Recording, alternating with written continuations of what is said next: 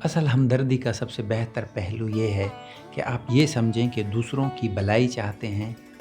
आप चाहते हैं कि लोगों के दरमियान जो फ़र्क और बदकिस्मती है, जितना मुमकिन हो ख़त्म हो जाए। और इससे भी अहम बात ये है कि आप एक ऐसा मुनसिफ़ाना और इंसाफ़ पर मबनी मुआशरा बनाने में मदद करें, जहाँ जैसे-जैसे दौलत बढ़े, वैसे-वैसे आम आदमी की ज़िंदगी भी बेहतर से बेहतर होती जाए। यहाँ तक कि दुनिया इंसानों के लिए इतनी अच्छी हो जाए कि पहचानी ना जा सके। और इसमें कोई शक नहीं कि ये मुमकिन है। अब सवाल ये है कि हम अपने बेहतर वर्ज़न कैसे बन सकते हैं? एक उम्मीद की बुनियाद ये है कि जब आप गौर करते हैं कि हमारी ज़्यादातर तकलीफ़ हम खुद पैदा करते हैं, तो फ़ौरन समझ आता है कि हम बस वो काम छोड़ दें तो हाल बेहतर हो सकता है। मेरा मतलब है, अगर इंसान की ज़्यादातर बदहाली, नाइंसाफ़ी, झगड़े और तशद्दुद इन कहानियों की वजह से है, जो लोग खुद को सुनाते हैं और सच मान लेते हैं और फिर वो कहानियाँ आपस में मेल नहीं खाती, तो फिर हमें वही देखना है कि हम अपनी कहानियों को कैसे बदलें। जब आप गौर से देखते हैं तो पता चलता है कि इंसान की ज़्यादातर तकलीफ़ और बदहाली बिल्कुल कागज़ की तह जैसी पतली है, जैसे कोई बुरा ख्वाब हो। बस ख़यालात हैं जिन्हें लोग बहुत अहमियत दे रहे हैं, हालांकि वो उन ख़यालात को अहम मानना छोड़ भी सकते हैं। ज़्यादा कुछ बदलने की ज़रूरत नहीं। ये बात नहीं कि दुनिया में इतने ज़्यादा बुरे लोग हैं कि ज़िंदगी गुजारना मुश्किल हो जाए। हकीकत यह है कि असल में ऐसे लोग जो वाकई नफसियाती मरीज़, ज़ालिम या दूसरों को तकलीफ़ देने में खुशी महसूस करते हैं, बहुत ही कम हैं, यानी ना होने के बराबर। असल मसला ये है कि आम सीधे हमदर्द और बुनियादी तौर पर अच्छे इंसान बुरे ख़यालात के काबू में आ जाते हैं।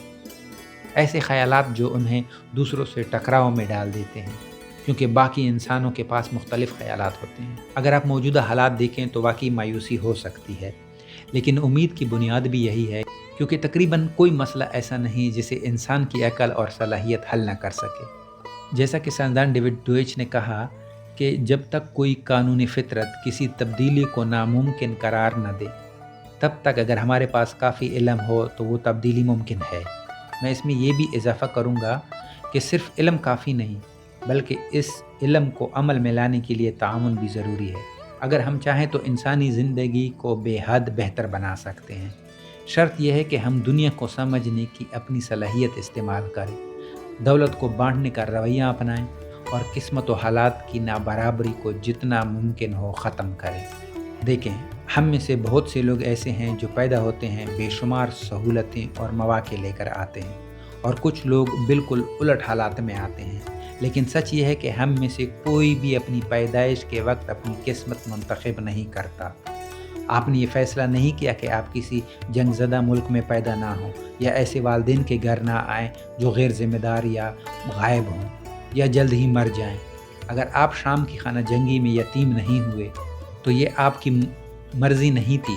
अगर आप दिमागी तौर पर सेहतमंद पैदा हुए तो इस पर भी आपका कोई इख्तियार नहीं।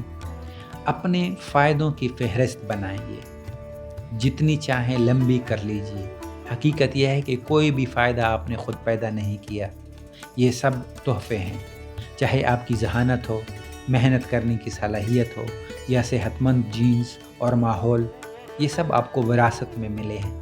हत्ता कि ये हकीकत भी कि आप बचपन में मारे नहीं गए, ये भी आपके इख्तियार में नहीं था। इसलिए असल हमदर्दी ये है, आप दूसरों की भलाई करें।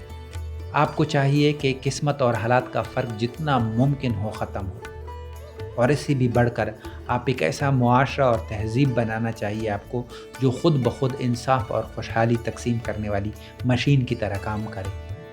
ऐसा मुआशरा जो जितना अमीर हो उतना ही अपनी गरीब तरीन आबादी की ज़िंदगी भी बेहतर बनाए, यहाँ तक कि दुनिया इतनी अच्छी हो जाए कि पहचानी ना जा सके। और इसमें कोई शक नहीं कि ये सब मुमकिन है, बल्कि हकीकत ये है कि हम में से कुछ लोग पहले ही इसको जी रहे हैं। अगर आप देखें आज दुनिया में सबसे बेहतर ज़िंदगी और सबसे बदतरीन ज़िंदगी में कितना फ़र्क है, तो ये फ़र्क नाकाबिले यकीन हद तक बड़ा है। सोचिए, एक पुरअमन और मुनज़्ज़म मुआशरे में रहना, सेहतमंद और खुशहाल होना, अपने प्यारों के साथ होना जो आपसे मोहब्बत करते हैं, और आप उनसे, ऐसे अजनबियों के दरमियान रहना जो खुश मिजाज हों, आपके साथ तामुन करना चाहते हों, ان کے خواب روزانہ حقیقت بن رہے ہوں، جرائم کی شرح کم ہو اور ایک دوسرے پر اعتماد زیادہ ہو، یہ سب کچھ ممکن ہے۔ اور ہم میں سے اکثر نے اپنی زندگی کے کم از کم محفوظ ترین حصوں میں یہ تجربہ کیا ہے، اور امیر معاشروں میں تو یہ اب ایک عام بات ہے۔ لیکن دنیا کے کچھ حصے ایسے ہیں جہاں اس قسم کی زندگی کا تصور بھی ممکن نہیں۔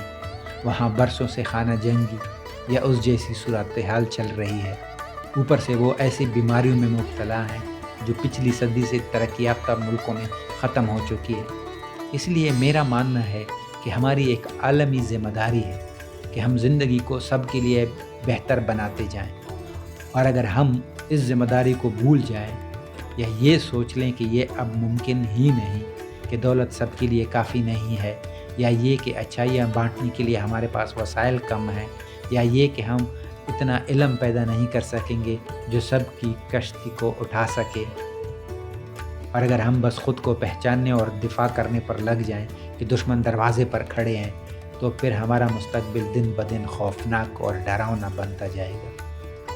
یعنی ہمارے پاس واقعی ایک انتخاب ہے، اور سب سے بنیادی سطح پر ہمیں ان اوزاروں کی حفاظت کرنی ہے جن کے ذریعے ہم یہ انتخاب کرتے ہیں اور وقتاً فوقتاً اپنی سمت درست کرتے رہتے ہیں۔ اور اس مقصد کے لیے انسانوں کی باہمی بات چیت سے بڑھ کر کوئی آلہ نہیں، جہاں ہم حقیقت پر مبنی سمجھ بوجھ پر اکٹھے ہوں کہ دنیا میں اصل میں کیا ہو رہا ہے۔ جب آپ اپنی ذاتی زندگی بہتر بنانے کے بارے میں سوچتے ہیں، خاص طور پر اپنے رشتوں میں اور پھر اپنے دماغ کے اندر تنہائی میں، تو سوال یہ ہے کہ ایک کمرے میں اکیلے بیٹھ کر بغیر کسی مصروفیت کے خود کے ساتھ ہونا کیسا لگتا ہے؟ اصل چیز یہ سمجھنا ہے کہ ہمارا دماغ ہمیشہ خیالات کے جال میں پھنسا رہتا ہے، اور اس جادو کو توڑنا ہی اصل سبق ہے۔ یہ آپ مراقبہ، میڈیٹیشن کہلائیں یا کسی اور یا کوئی بھی اور نام دے، بات ایک ہی ہے۔ زیادہ تر لوگ صبح بستر سے خیالات کے پیچھے بھاگتے ہوئے اٹھتے ہیں، دن بھر ہم یہ سوچتے ہی رہتے ہیں، یہاں تک کہ رات کو بھی نیند آنے میں مشکل ہو جاتی ہے۔ ہماری زندگی کا معیار زیادہ تر انہی خیالات کے معیار پر منحصر ہوتا ہے، یعنی وہ کہانیاں جو ہم خود کو سناتے ہیں۔ ہم لمحہ بلمحہ ایک جاگتی خواب جیسی حالت میں رہتے ہیں۔ یہ خیالات نیند کے خوابوں جیسے ہوتے ہیں، اور عام طور پر یہ لوسیڈ خواب نہیں ہوتے، بلکہ وہ عام خواب ہوتے ہیں جن میں ہمیں یہ تک یاد نہیں رہتا کہ ہم کہاں ہیں اور کیا ہو رہا ہے۔ مثال کے طور پر آپ رات کو سوتے ہیں اور اگلے لمحے خواب میں آپ سمندر کنارے ہیں، یا جہاز میں اڑ رہے ہیں، یا کسی مشہور شخص سے بات کر رہے ہیں، یا کسی ایسے سے مل رہے ہیں جو مر چکا ہے۔ سب قوانین ٹوٹ جاتے ہیں، مگر ہم حیران بھی نہیں ہوتے۔ خوابوں کی سب سے عجیب بات یہی ہے کہ ہم حیران نہیں ہوتے۔ بالکل یہی حال ہمارے خیالات کا ہے۔ ہم کسی کام میں لگے ہیں، کوئی کتاب پڑھ رہے ہیں یا کسی سے بات کر رہے ہیں، لیکن دماغ کے اندر کی آواز مسلسل کچھ نہ کچھ بول رہی ہے۔ خیالات ہمیں بار بار ماضی اور مستقبل میں لے جاتے ہیں، کبھی یادیں، کبھی آنے والے وقت کی فکر، کبھی پریشانی، کبھی پچھتاوا۔ ہم اصل میں یہ سمجھ ہی نہیں پاتے کہ خیالات بس شعور یعنی کانشیسنس میں ایک لمحاتی تصویر ہے۔ وہ اچانک آتے ہیں، پھر ختم ہو جاتے ہیں، مگر جب ہم انہیں پہچان نہیں پاتے تو وہی خیالات ہمیں لگتے ہیں کہ یہی تو میں ہوں۔ وہ میں کا احساس دے دیتے ہیں، اور جب ہم اپنے آپ کو سوچوں کے ساتھ جوڑ لیتے ہیں تو ہم ہر جذباتی اور عملی رد عمل کے غلام بن جاتے ہیں۔ مثال کے طور پر، اگر ایک لمحہ آپ پرسکون تھے، لیکن اچانک آپ کو یاد آیا کہ آپ کا بچہ بیمار ہے، تو یہ خیال پوری توجہ کھا لیتا ہے، اور فوراً آپ کا موڈ، جذبات اور کیفیت بدل دیتا ہے۔ حالانکہ وہ صرف ایک خیال تھا، مگر اس نے پورا حال بدل دیا۔ یہی وجہ ہے کہ میڈیٹیشن ایک بہترین آلہ ہے۔ یہ ہمیں یہ آزادی دیتا ہے کہ ہم اپنے خیالات اور خود کے بیچ فاصلہ پیدا کریں، یعنی ایک طرف آپ ہیں اور دوسری طرف آپ کے خیالات اور جذبات ہیں۔ جب یہ فرق سمجھ میں آ جاتا ہے تو آپ ان کا شکار نہیں بنتے، بلکہ ان پر قابو پانے لگتے ہیں۔ پھر آپ آزاد ہو جاتے ہیں کہ فیصلہ کریں، ابھی مجھے کتنا غصہ ہونا چاہیے، کتنا خوف محسوس کرنا چاہیے، کتنا بے صبر ہونا چاہیے، या फिर कितना मुतहर्रिक होना चाहिए किसी हंगामी सूरत-ए-हाल के जवाब में। मैं ये नहीं कह रहा कि हंगामी हालात नहीं आते, मैं ये नहीं कह रहा कि ऐसे मौक़े नहीं आते कि जिसमें बस आपने कूदना है ताकि आप दौड़ें या लड़ें, लेकिन हकीकत यह है कि ऐसे लम्हे बहुत कम होते हैं और तमाम मज़बूत मनफ़ी जज़्बाती रद्द-ए-अमल जैसे गुस्सा और खौफ वो सिर्फ़ मालूमात हैं, वो सिग्नल हैं जो आपको बताते हैं कि दुनिया में या आपके जिस्म में कुछ ऐसा हुआ है जिस पर तवज्जो देने की ज़रूरत है। लेकिन सवाल ये है कि एक बार जब दुनिया ने आपकी तवज्जो खींच ली तो उसके बाद बेहतरीन ज़हनी हालत कौन सी है? गुस्सा 30 सेकंड बाद कितना करामद है या 30 मिनट बाद? हकीकत यह है कि गुस्से की अफादियत का हाफ लाइफ बहुत ही मुख्तसर है और यही हाल तकरीबन हर मनफी कैफियत का है, नेगेटिव थिंकिंग का। जब तक आप ख़यालात को महज ख़यालात और जज्बात को महज जज्बात के तौर पर पहचानते नहीं, जब तक आप इस जादू को नहीं तोड़ते कि हर नए ख़याल के साथ आप खुद ब खुद बह जाते हैं, तब तक आप मजबूर हैं कि जितना गुस्सा आपके अंदर उठेगा उतना ही अरसा वो आपको जकड़े रखेगा। वो 1 घंटा भी हो सकता है, 1 दिन भी या 1 हफ्ता भी, या इस पर मुनहसर है कि आप अपने जहन के साथ क्या करते हैं, लेकिन तब कोई आज़ादी नहीं। आप अपनी पूरी तवानाई दुनिया को इस तरह बदलने में लगा देते हैं कि वो आपके मनफी ज़हनी हाल को दुरुस्त ठहराए ही ना। आपको लगता है कि सिर्फ़ बैरूनी हालात को बदलना ही वाहिद हल है, लेकिन हकीकत ये है कि गुस्सा या कोई और मनफी कैफियत जिस्मानी तौर पर बहुत मुख्तसर मुद्दत तक रहती है। जैसे ही आप पहचान लेते हैं, जैसे ही आप उन ख़यालात के जादू से निकल आते हैं जो आपको ये बता रहे हैं कि आपको गुस्सा करने का पूरा हक़ है, उसी लम्हे वो कैफियत सेकंडों के अंदर अंदर कम होना शुरू हो जाती है।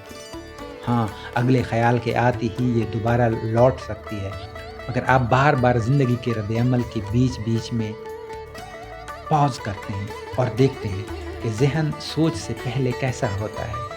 यही वजाहतें आपको असल आज़ादी देती है।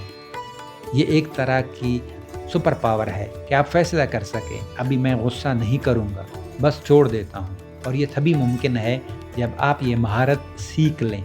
और इसका आसाबी यानी कि न्यूरोलॉजिकल मैकेनिज़्म अब काफ़ी हद तक समझा जा चुका है। ये ज़रूरी है क्योंकि दुनिया में जो कुछ इंतशार और अफरा तफरी हम देखते हैं या जो कुछ हमारे अपने ज़ाती ख़यालात में बिगाड़ पैदा होता है, वो ज़्यादातर जज्बाती बेकायदगी यानी इमोशनल डिसरेगुलेशन ही का नतीजा है।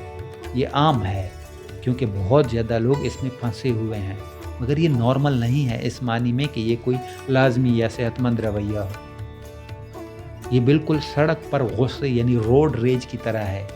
सड़क पर गुस्सा दरअसल बहुत ही रिडिकुलस, मज़े का खेज और पागलपन लगता है, मगर तकरीबन हम सब ने किसी न किसी हद तक इसको जिया है। हम सब अपनी दाँत के डब्बों, टीन के डब्बों यानी कि गाड़ियों में बंद होकर तेज़ रफ्तारी से चलने लगते हैं और अचानक ये कैफियत हम में से कुछ बाहर खींच लेती है। लेकिन जैसे ही हम गाड़ी से बाहर आते हैं तो पहचान लेते हैं कि ये तजरबा बिल्कुल गैर मंतकी और नाकाबिले बर्दाश्त है। कोई हमें ट्रैफिक में काट देता है, हकीकत में कुछ भी नहीं हुआ, बस ब्रेक लगानी पड़ी और हम गुस्से से भर गए, जबकि उस वक्त आसानी से कहानी बदली जा सकती है। ख़ुद को कहा जा सकता है, मुझे मालूम ही नहीं कि इस शख्स की ज़िंदगी में क्या चल रहा है। शायद कोई हस्पताल की तरफ दौड़ रहा हो, शायद कोई ज़ाती तबाही संभालने में नाकाम हो रहा हो, हमें कुछ पता नहीं, मगर फिर भी हम हर चीज़ को ज़ाती तौर पर ले लेते हैं और नतीजा ये निकलता है कि गुस्से से चीखते हैं, इशारे करते हैं और झगड़ा शुरू हो जाता है। ये एक कार्टून जैसा मंज़र है, मगर हकीकत में दुनिया में जो बड़े बड़े इंतशार और लड़ाइयाँ हैं उनकी जड़ यही है, ये ख़ुदकार गिरफ्त, ऑटोमेटिक कैप्चर ख़यालात और जज्बात की। और यही वो अंदरूनी मुट्ठी है जो ज़हन में बंद हो जाती है और हम उसे खोल नहीं पाते। हमें चाहिए एक ऐसी दुनिया बनाने की कोशिश करें जहाँ कोई हमें गुस्सा ना दिलाए। मैं ये नहीं कह रहा कि दुनिया में मसाइल नहीं हैं, यकीनन हैं, लेकिन सवाल ये है कि इन मसाइल को हल करने की जद्दोजहद में आपको उस लम्हे में कितना बदहाल होना ज़रूरी है। اور جواب یہ ہے تقریباً ہر صورت میں بالکل بھی نہیں۔ یعنی یہ ممکن ہے کہ آپ خوش رہیں چاہے دباؤ والے حالات میں کام کر رہے ہوں، یہ ممکن ہے کہ آپ خوش رہیں چاہے وہ چیز آپ کے پاس نہ ہو جس کی آپ کو خواہش ہے۔ یہ انسانی ذہن کی صلاحیت ہے۔ یہ حقیقت بالکل واضح ہو جاتی ہے جب آپ دیکھتے ہیں کہ کچھ لوگ سال ہا سال تنہائی میں گزار دیتے ہیں صرف میڈیٹیشن کرتے ہوئے۔ میں نے ایسے میڈیٹیشن کے ٹیچرز دیکھے ہیں جنہوں نے برسوں ہمالیہ کے غاروں میں گزارے اور وہ باہر نکلے تو خوشی سے جگمگا رہے تھے۔ لیکن اسی حالت کو ایک اور نام بھی دیا جاتا ہے، تنہائی کی قید، یعنی سالیٹری کنفائنمنٹ، اور یہ ایک اذیت سمجھی جاتی ہے۔ حتیٰ کہ سخت ترین جیلوں میں بھی زیادہ تر لوگ اپنی سوچوں کے ساتھ اکیلا رہنے کے بجائے قیدیوں کے ساتھ رہنا پسند کریں گے۔ اور یہی ہمیں بتاتا ہے کہ عام طور پر ہمارے خیالات کے ساتھ ہمارا رشتہ کتنا غیر صحت مند ہے۔ لیکن ایک دوسرا امکان بھی ہے